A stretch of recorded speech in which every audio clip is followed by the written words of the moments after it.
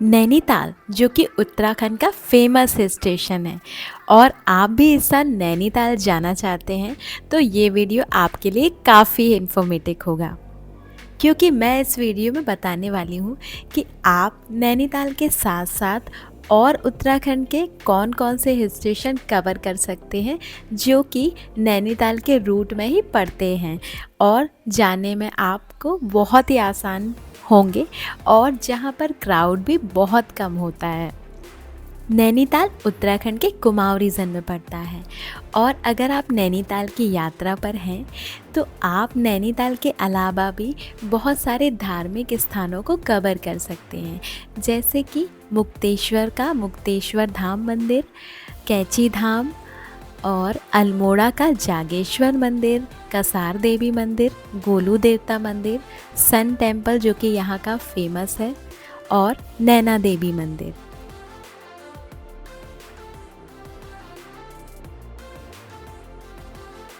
डोल आश्रम, इन सभी स्थानों को आप एक साथ एक ही यात्रा में कवर कर सकते हैं। सभी प्रमुख स्थानों को और मंदिरों को कवर करने के लिए आपको अपने प्लान को कैसे शेड्यूल करना है, इसकी जानकारी के लिए वीडियो को पूरा ज़रूर देखिए और अगर वीडियो अच्छा लगे तो लाइक कीजिए, चैनल को सब्सक्राइब कीजिए। हमारे प्लान की शुरुआत होती है नैनीताल से ही, तो सबसे पहले हम नैनीताल घूमेंगे। उसके बाद नैनीताल में ही 30 किलोमीटर दूर स्थित हम जाएंगे कैची धाम के दर्शन करने। इसके बाद नैनीताल से होते हुए हम जाएंगे मुक्तेश्वर। नैनीताल से मुक्तेश्वर की दूरी 50 किलोमीटर के लगभग है। मुक्तेश्वर से डोल आश्रम और जागेश्वर धाम के दर्शन करते हुए हम पहुँचेंगे अल्मोड़ा। मुक्तेश्वर से डोल आश्रम की दूरी 38 किलोमीटर है और डोल आश्रम से जागेश्वर धाम से अल्मोड़ा तक की दूरी 35 किलोमीटर है। अल्मोड़ा में सबसे पहले हम जाएंगे कसार देवी मंदिर, जो कि अल्मोड़ा सिटी सेंटर से 7 किलोमीटर की दूरी पर है।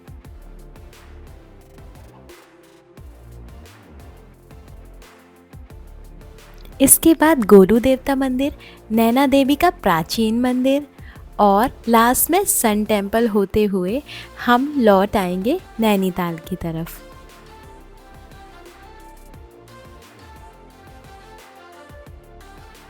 आपके प्लान की शुरुआत होती है नैनीताल से और नैनीताल तक पहुंचने के लिए आपके पास 3 ऑप्शंस हैं।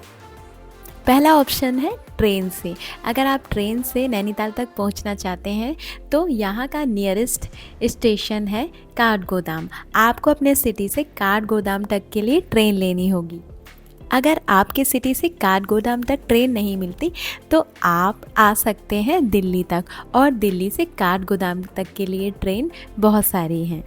दिल्ली से काठगोदाम तक की दूरी 300 किलोमीटर है, जिसमें आपको 6 घंटे का टाइम लग जाता है। दूसरा ऑप्शन है बस से। अगर आप बस से यात्रा करना चाहते हैं तो आपको दिल्ली से काठगोदाम या फिर हल्द्वानी तक डायरेक्ट बस अवेलेबल हो जाएगी। दिल्ली से काठगोदाम तक के लिए एसी बस भी है और गवर्नमेंट की बस भी है। गवर्नमेंट बस का फेयर लगभग 500 रुपये है और एसी बस का फेयर 800 से 1000 रुपये तक है। अगर आप गवर्नमेंट की बसेस से आते हैं तो ये सीधे आपको नैनीताल तक ड्रॉप करती हैं और अगर आप प्राइवेट बसेस से आते हैं तो ये सभी बसेस या तो आपको हल्द्वानी ड्रॉप करती हैं या फिर काठगोदाम और यहाँ से आपको टैक्सी लेनी होती है। टैक्सी का चार्जेस आपका इसी बस के चार्ज में इंक्लूड होता है। अगर आपको फ़्लाइट से नैनीताल तक जाना है तो यहाँ का नियरेस्ट एयरपोर्ट है पंतनगर एयरपोर्ट। आपको अपने सिटी से पंतनगर तक के लिए फ़्लाइट लेनी होती है। पंतनगर से आप टैक्सी बुक करके नैनीताल तक पहुँच सकते हैं, जिसका चार्ज लगभग 5000 रुपये के समथिंग होता है। पंतनगर से नैनीताल तक पहुंचने में आपको करीबन 2.5 से 3 घंटे का समय लग जाता है। नैनीताल पहुंचकर आप होटल कहाँ बुक करें, तो मेरा ये सजेशन रहेगा कि आप माल रोड पर ही होटल लें, क्योंकि आप यहाँ से पैदल वॉक करके ही माल रोड और नैना देवी मंदिर तक जा सकते हैं। ये रास्ता गया है नैनीताल के माल रोड की तरफ। यहाँ से आप सीधा जाएंगे तो आप माल रोड पे पहुँच जाएंगे। माल रोड पे भी बहुत सारे होटल्स बने हुए हैं और यहाँ सामने आप देख सकते हैं हर तरफ बहुत सारे होटल्स बने हुए हैं। पीक सीजन्स या फिर किसी फेस्टिवल में आप जाते हैं नैनीताल, तो आपको थोड़ा सा कॉस्टली रूम देखने को मिलेगा, जैसे कि 1800 से 2000 2500 तक आपको रूम्स मिल जाएंगे और ऑफ सीजन्स में आपको 1500 1000 तक भी रूम्स मिल जाते हैं। नैनीताल में आप एक नाइट स्टे कीजिए और एक दिन पूरा घूमिए। यहाँ पर घूमने के लिए आपको नैना लेक तो है ही, उसके अलावा नैना देवी मंदिर है जो कि नैना लेक से वॉकिंग डिस्टेंस पर ही है। इस टाइम पे मेरे पीछे आप लेक देख सकते हैं, ये है नैना लेक। इसी को हम बोलते हैं नैनीताल और नैनीताल के जस्ट सामने मंदिर है, इनको कहते हैं नैना देवी मंदिर। और ये मंदिर 51 शक्तिपीठों में से एक है।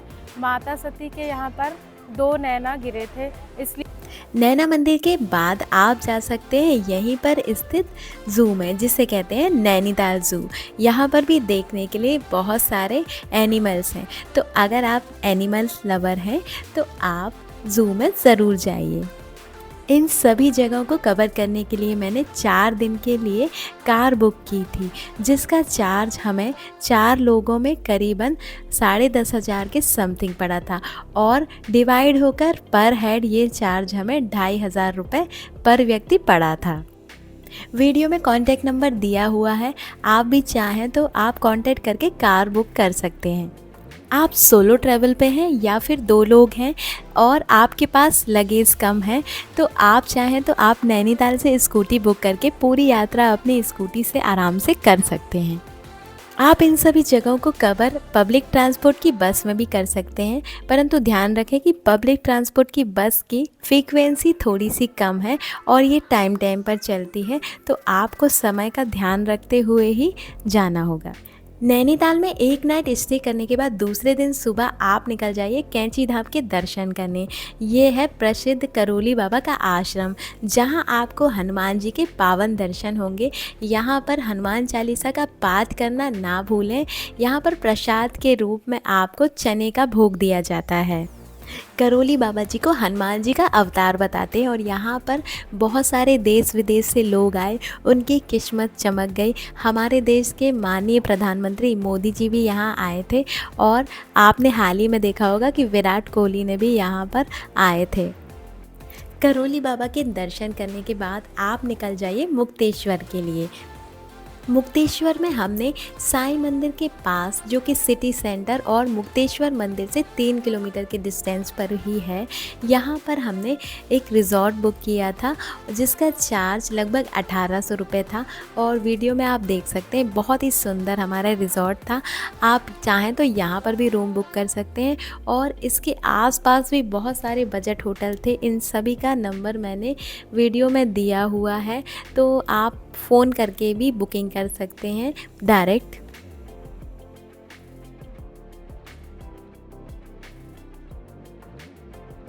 मुक्तेश्वर में आपको 1000 तक भी बजट होटल मिल जाएगा और इसके अलावा आपको KMVM के भी होटल यहाँ पर देखने को मिलेंगे। आप चाहें तो ऑनलाइन KMVM से बुक कर सकते हैं। मुक्तेश्वर में एक नाइट स्टे करने के बाद आप सुबह के टाइम निकल सकते हैं मुक्तेश्वर धाम के दर्शन करने। मुक्तेश्वर धाम मंदिर जाने के लिए आपको लगभग 10 मिनट का समय लग जाएगा और ऊपर तक पहुंचने में आपको 10-15 मिनट का टाइम लग जाएगा। यहाँ जाने के लिए सीढ़ियाँ बनी हुई हैं। थोड़ी सी सीढ़ी चढ़ने के बाद आपको मुक्तेश्वरी देवी का मंदिर पहले पड़ेगा। उनके दर्शन करने के बाद आप ऊपर जाकर भोलेनाथ के मुक्तेश्वर धाम के दर्शन कीजिए और यहाँ से पहाड़ों का व्यू एंजॉय कीजिए। यहाँ से नीचे देखने पर आपको पूरे मुक्तेश्वर सिटी का नज़ारा मिलेगा। मंदिर के दर्शन करने के बाद आप यहाँ पर मुक्तेश्वर जी की समाधि के भी दर्शन कर सकते हैं, जिनके नाम पर ही मुक्तेश्वर धाम का नाम पड़ा। इसके बाद मंदिर से लेफ़्ट साइड में एक रास्ता गया है, यहाँ से जाकर आप चौली की जाली जा सकते हैं, जो यहाँ का मेन अट्रैक्शन और व्यू पॉइंट है। चौली की जाली जाने में आपको लगभग 10 मिनट का टाइम लगेगा और पैदल जंगल के रास्ते से होकर जाना पड़ता है। मुक्तेश्वर धाम के दर्शन करने के बाद आप यहीं से निकल जाइए डोल आश्रम की तरफ। ये आश्रम बहुत ही सुंदर बना हुआ है और जब आप मुक्तेश्वर से अल्मोड़ा की तरफ जाते हैं तो डोल आश्रम बीच में ही पड़ता है। डोल आश्रम बहुत ही ब्यूटीफुल है और यहाँ पर विश्व का सबसे बड़ा महालक्ष्मी जी का श्री यंत्र रखा गया है।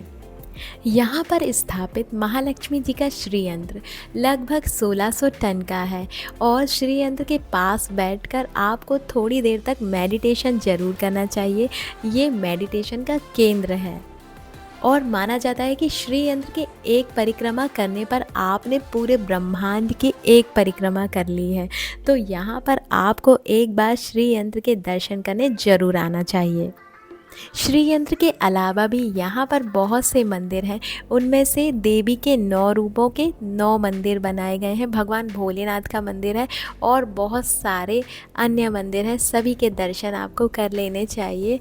और इसके बाद आप यहाँ पर देख सकते हैं कि संस्कृत विद्यापीठ यहाँ पर स्थित है, जो मेन यहाँ का विद्यापीठ है। यहाँ पर 6 से 12 तक के बच्चे संस्कृत में पढ़ाई करते हैं। डोल आश्रम के बाद उसी दिन आप कीजिए जागेश्वर धाम मंदिर के दर्शन। डोल आश्रम से जागेश्वर जाने में लगभग आपको 1.5 घंटे का समय लग जाता है। जागेश्वर धाम मंदिर भी बहुत ही फेमस है। यहाँ पर मोदी जी आए थे और यहाँ पर करीब 125 मंदिर प्रांगण में मौजूद हैं। उसमें से प्रमुख मंदिर है पुष्टि देवी मंदिर, जागेश्वर धाम मंदिर, महामृत्युंजय मंदिर, कुबेर मंदिर,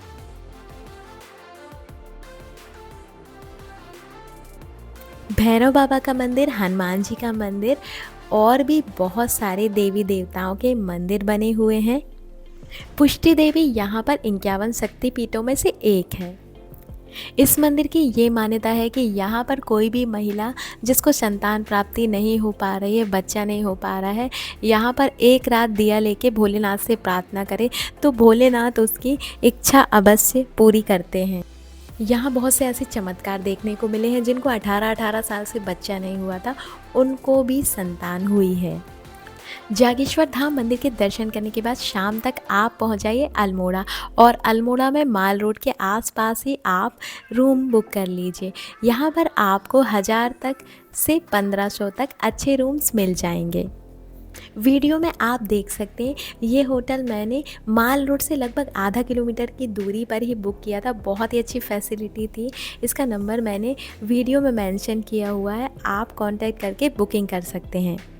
इसका टैरिफ मुझे 1500 रुपये के लगभग पड़ा था और यहाँ पर आसपास भी आप रूम बुक करना चाहें तो बुक कर सकते हैं। यहाँ पर आपको सस्ते बजट होटल से लेकर 2000-2500 तक के भी अच्छे होटल्स मिल जाएंगे। अल्मोड़ा में एक नाइट स्टे करने के बाद आप सुबह के टाइम यहाँ पर 8 बजे के लगभग पहुँच जाइए कसार देवी मंदिर। ये मंदिर यहाँ का फेमस मंदिर है और यहाँ जाने के लिए कुछ सीढ़ियाँ आपको चढ़नी होंगी। 150 के लगभग सीढ़ी चढ़ के माता कसार देवी के दर्शन कीजिए और वो स्थान देखिए जहाँ पर स्वामी विवेकानंद जी ने आकर तपस्या की थी। कसार देवी मंदिर मेडिटेशन के लिए बहुत फेमस है। यहाँ पर बड़े बड़े लोग मेडिटेशन करने के लिए आए थे और यहाँ पर चुंबकत्व शक्ति है जो कि आपको फील होगी जब आप यहाँ पर मेडिटेशन करेंगे। कसार देवी मंदिर का नज़ारा बहुत ही खूबसूरत है और यहीं से थोड़ा सा और ऊपर सीढ़ी चढ़कर जाने पर आपको महादेव जी के दर्शन होंगे। यहाँ के भी आप दर्शन कीजिए। ये मंदिर भी बहुत ही सुंदर बना हुआ है और यहाँ पर एक शिवलिंग स्थापित है। मंदिर से थोड़ा दूर एक और शिवलिंग का छोटा सा मंदिर बना हुआ है, यहाँ भी आप दर्शन कीजिए। मंदिर बहुत छोटा सा है लेकिन उत्तराखंड का बहुत ही फेमस मंदिर है और एक बार आपको यहाँ दर्शन करने के लिए ज़रूर जाना चाहिए। इसके बाद आप जा सकते हैं गोलू देवता मंदिर जो कि कसार देवी से कुछ ही दूरी पर है। गोलू देवता मंदिर भारत का इकलौता ऐसा मंदिर है जहाँ पर आपको इतनी सारी मात्रा में चिट्ठियाँ और घंटियाँ देखने को मिलेंगी, आप वीडियो में देख सकते हैं। लोग यहाँ पर अपनी मान्यता या फिर परेशानी चिट्ठियों के रूप में लिखकर यहाँ पर छोड़ते हैं और जब वो मान्यता पूरी हो जाती है तो घंटियाँ चढ़ाते हैं। लोग अपने सामर्थ्य के अनुसार घंटी चढ़ाते हैं। यहाँ पर आपको सबसे बड़ा घंटा देखने को मिलेगा और सबसे छोटा घंटा भी देखने को मिलेगा। मंदिर के दर्शन करने के बाद आपको भी बिलीव हो जाएगा कि कितने लोगों की मान्यता यहाँ पर पूरी हुई है और कितनी घंटियाँ यहाँ पर चढ़ाई गई हैं। इसके बाद यहाँ से जा सकते हैं आप प्राचीन नैना देवी मंदिर, जो कि अल्मोड़ा में ही स्थित है। माना जाता है कि यहाँ पर मेन मंदिर है। यहाँ पर माता सती के 2 नैना गिरे थे। और जो नैनीताल में आपने मंदिर देखा है वो नया मंदिर बना हुआ है। हमारी लिस्ट का लास्ट मंदिर है सन टेम्पल, जो कि अल्मोड़ा में ही स्थित है और यहाँ जाना आप बिल्कुल स्किप ना करें, क्योंकि ये बहुत ही प्राचीन और सुंदर मंदिर है। यहाँ पर एकमात्र सूर्य देवता की मूर्ति के रूप में पूजा होती है। मंदिर जाने का रास्ता थोड़ा सा ट्रैकिंग का है, तो लगभग 1 किलोमीटर ट्रैक करने के बाद मंदिर आ जाता है और मंदिर का नज़ारा बहुत ही सुंदर है। इन सभी स्थानों को कवर करने में लगभग आपको 4 दिन और 4 नाइट का समय लग जाता है। इसमें आपका 1 नाइट स्टे नैनीताल में, 1 नाइट मुक्तेश्वर में, 2 नाइट अल्मोड़ा में। दिल्ली से लेकर के पूरी यात्रा में आपका बजट लगभग 12,000 रुपये पर पर्सन के समथिंग आएगा। इसी तरह की ट्रैवलिंग वीडियो और रिलीजियस वीडियो को देखने के लिए चैनल को सब्सक्राइब करें, वीडियो को लाइक करें। धन्यवाद।